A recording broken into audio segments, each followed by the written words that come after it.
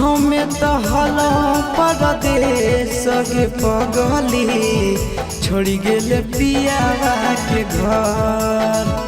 हमें तो हलो परदेश के पगली छोड़ी गेले पियावा के घर। तनी को न कहले हमर आबे के सबर, तनी को न कहले हमर आबे के सबर। हमें तो हलो परदेश के पगली छोड़ी गेले पियावा के घर। हमें तो हलो परदेश के पगली छोड़ी गेले पियावा के घर।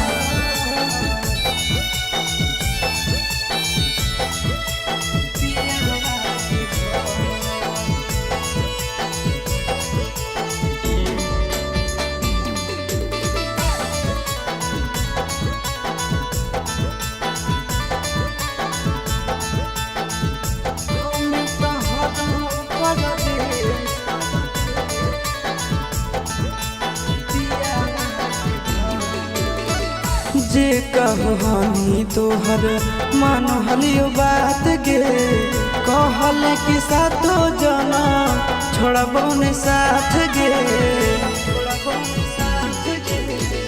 जे कहनी तोहर मान हलियो बात गे, कहल कि सातो जना छोड़बो ने साथ गे।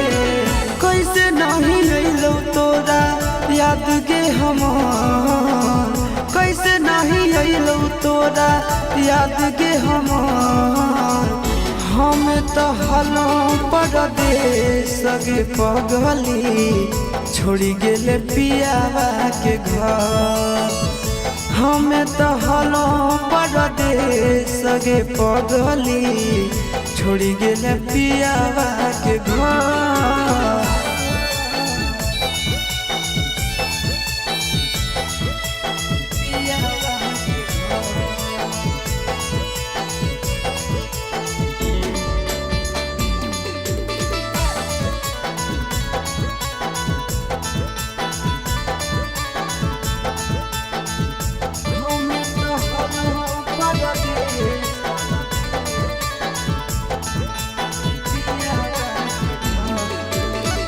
संदीप गिरीश बतलिको शादी के खबर गे, ससुरा में खुश रही हो दुआ हो हमार गे।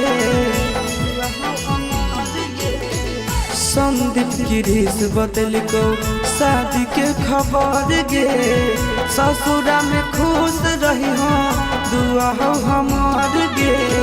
तोरा बिना घुट घुट आशीष जइतो गे मोहन, तोरा बिना घुट घुट आशीष जइतो गे मोहन।